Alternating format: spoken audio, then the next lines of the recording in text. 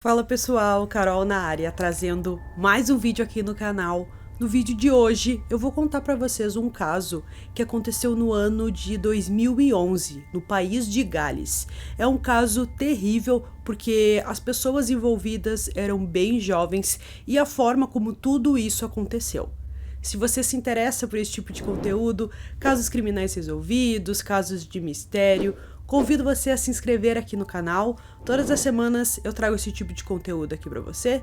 Então, se você ainda não for inscrito, se inscreve no canal, deixa um like nesse vídeo, que isso é muito importante, e também ativa o sininho de notificações. Então, bora ver comigo que hoje nós vamos conhecer o caso Nikita Grander.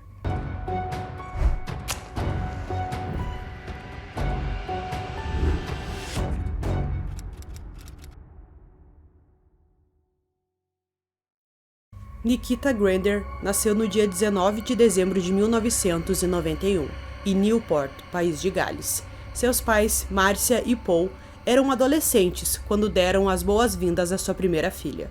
Alguns anos depois, o irmão de Nikita nasceu e ele recebeu o nome de Luke. Seus pais agora acreditavam que a família estava completa. Em 2006, ela conheceu um jovem por quem se apaixonou.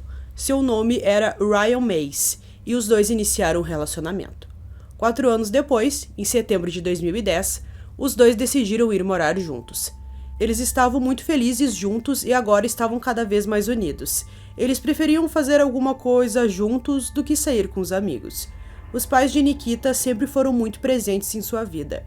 Eles sempre estavam dispostos em ajudar. Em algum momento, a Nikita deu a informação para os pais de que ela estava grávida. Então, os seus pais de início ficaram um pouco preocupados porque criar de um bebê não é fácil e também ela era muito jovem quando tudo isso aconteceu. Ela teria muito mais responsabilidade agora, teria que se privar de algumas coisas, como fazer viagens, enfim, aproveitar mais a vida. E os pais dela achavam que não era o momento certo para isso, que ela tinha que aproveitar mais sua vida, já que era tão jovem, mas depois de um tempo eles aceitaram isso e ficaram bem animados com a chegada do bebê, até separaram um quarto lá na casa deles para ser o quarto do bebê que estava por vir.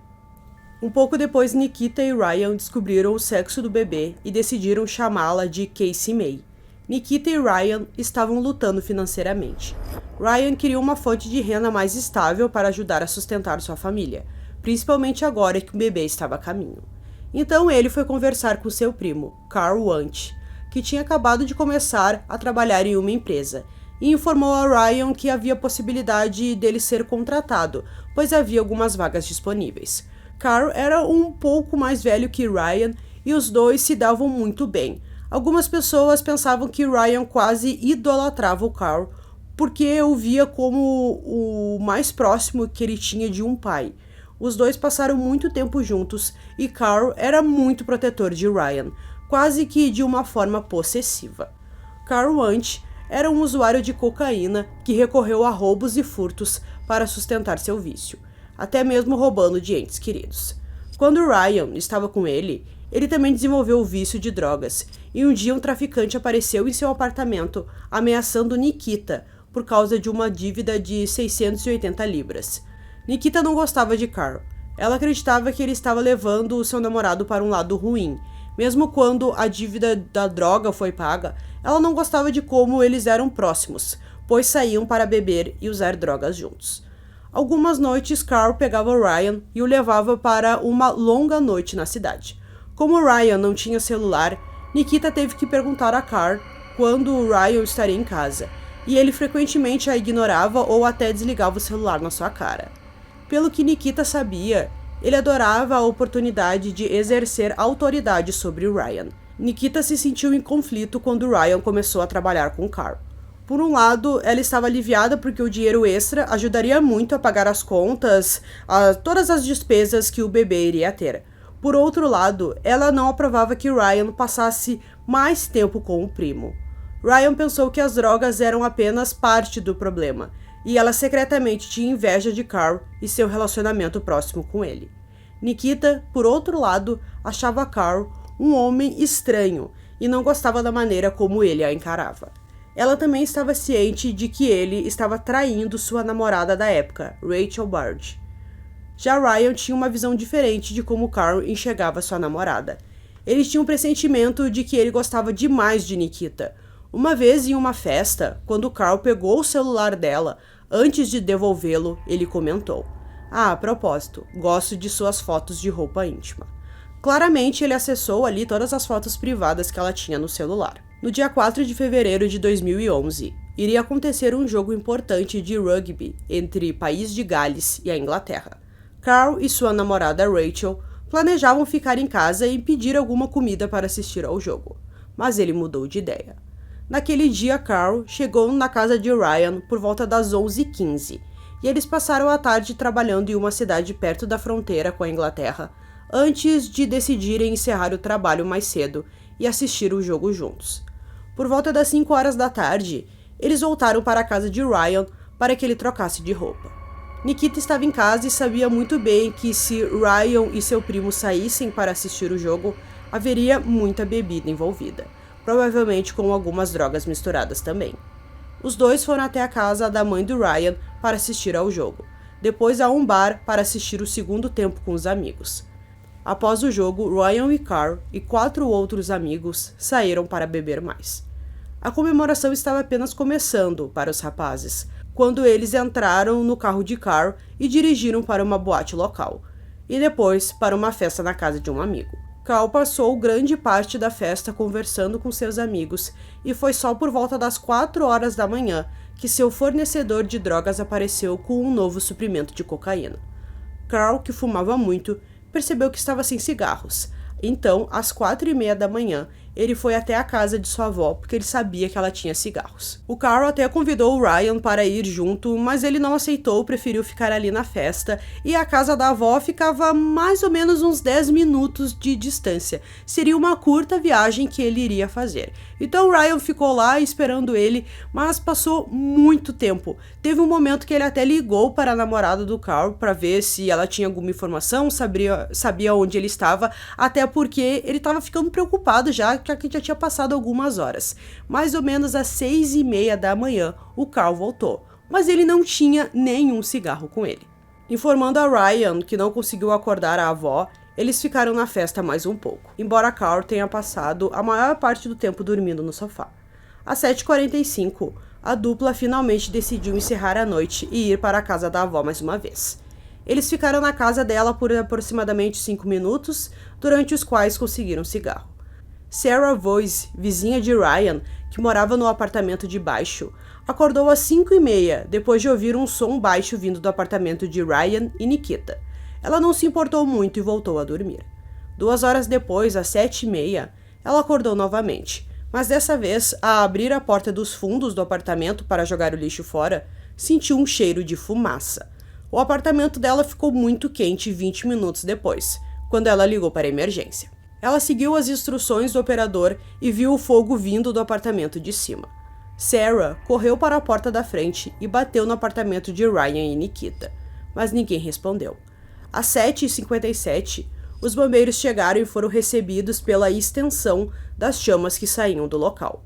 O corpo de Nikita Grander foi descoberto no quarto do apartamento às 8h08. Carl levou Ryan para casa e comentou: ao nos aproximarmos da estrada, pudemos ver vários carros de bombeiro e veículos da polícia estacionados. Ryan correu e estava conversando com a polícia.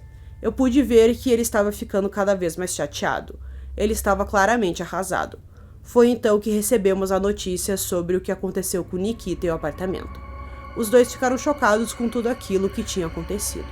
Carl prestou depoimento à polícia e conseguiu fornecer um álibi para o paradeiro de Ryan naquela noite. Então, ele permaneceu na delegacia por mais algumas horas. A princípio, as mortes de Nikita e de seu filho, que ainda não tinha nascido, foram suspeitas de terem resultado de um incêndio acidental. Mas algo não parecia certo para um especialista em investigação de incêndio, que chegou ao local naquela manhã. Uma investigação confirmou suas suspeitas de que Nikita não havia morrido por inalação de fumaça. Em vez disso, mesmo antes do incêndio começar, ela já estava morta. Sua garganta foi cortada, o que teria resultado em uma morte rápida, e ela também foi esfaqueada em sua barriga, matando seu filho ainda não nascido. Seu corpo foi descoberto na cama, O responsável por aquilo tentou esconder o crime, mas não foi suficiente. Pelo menos 3 tentativas de iniciar um incêndio foram encontradas na cama, utilizando um isqueiro. Carrie, a mãe de Ryan, suspeitava que Carl Wunsch era o responsável pela morte de Nikita. Ryan se recusou a pensar que Carl era capaz de uma coisa tão terrível. Ele confiava demais em seu primo. Desde que Ryan recebeu a notícia, Carl estava lá para ajudá-lo em tudo. Embora a polícia tenha mantido a mente aberta publicamente e solicitado informações, eles também suspeitavam que Carl fosse o responsável. Carl deixou Ryan e prestou depoimento à polícia antes de encontrar com a sua namorada, Rachel, no centro de Newport. Como ele não havia voltado para casa na noite anterior, ele estava bem irritado por achar que a Rachel estava furiosa com isso. Embora ela realmente estivesse irritada, ela ainda concordou em levar Carl para casa com ela.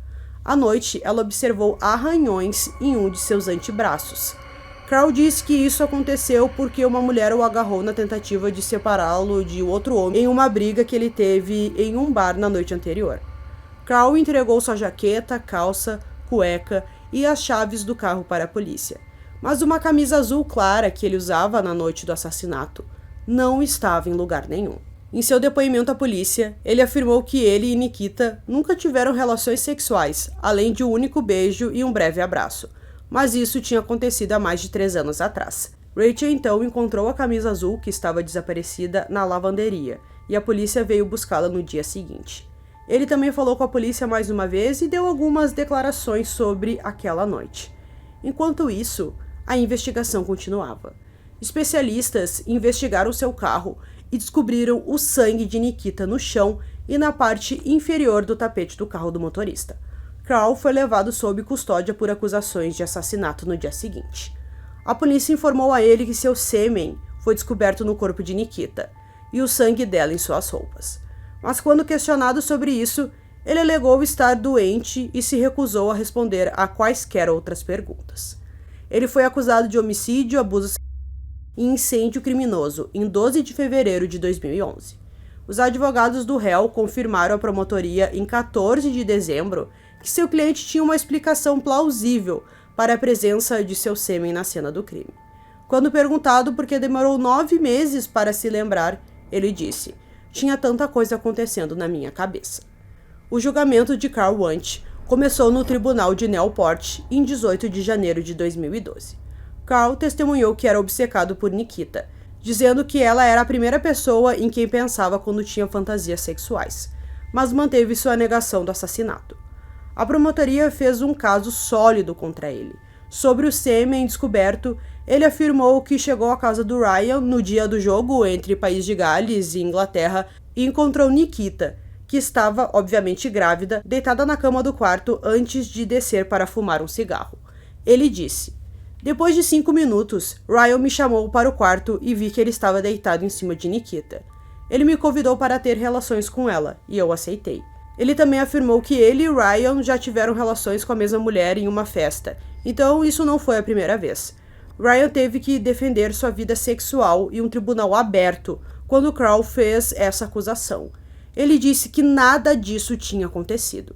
"Ele é um mentiroso. Eu não gosto disso. Eu nunca faria isso." O sangue de Nikita foi encontrado na camisa de Carl e em seu carro, e ele não tinha nenhuma explicação de como foi parar lá.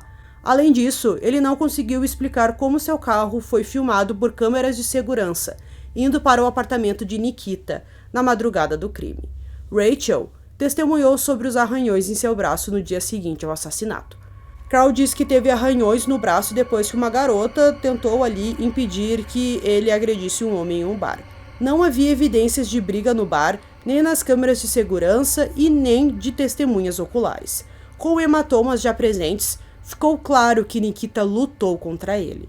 As evidências contra ele aumentaram rapidamente, e muitos esperavam que ele eventualmente alterasse sua declaração, dizendo que era o culpado, mas isso nunca aconteceu. O juiz decidiu que ele era culpado de todas as acusações e o condenou a 35 anos de prisão. Carl bocejou enquanto o júri entregava vereditos de culpado. Paul e Marcia emitiram uma declaração por meio do tio de Nikita, dizendo: "Nikita era tão jovem e bonita. Junto com Ryan, eles se tornaram pais muito orgulhosos de Kelsey May." Infelizmente, isso foi arrancado deles por Cal Ranch, que nunca teve a decência de nos dizer a verdade. Para nós, ver nosso neto pela primeira vez em um necrotério foi a coisa mais dolorosa que já tivemos que fazer. Ryan se sentiu muito culpado com tudo o que aconteceu e, depois do crime, ele se tornou alcoólatra e até tentou tirar a própria vida. Nikita Grander tinha 19 anos quando o crime ocorreu e estava há 2 semanas de dar à luz a sua filha.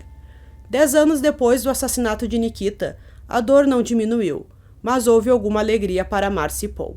3 anos atrás, o casal se casou e deu as boas-vindas à pequena Tallulah May em sua família depois que o filho Luke teve um bebê com sua noiva. Então, pessoal, concluindo esse caso aqui pra vocês, como a gente viu, ele disse que tinha, uma obsessão por ela, mas ele nunca confessou que ele foi o responsável. Mas mesmo assim, tinha tanta evidência que ficou até fácil esse caso ali para o júri, dar a declaração ali, depois ele recebeu a sua sentença, e que fica meio óbvio que foi ele que cometeu tudo isso, um crime tão terrível. A gente percebe também que ele nunca deu indício, assim, de que faria alguma coisa, mas infelizmente naquela noite ele saiu por algum tempo e depois voltou ainda e conversou com o Ryan como se nada tivesse acontecido.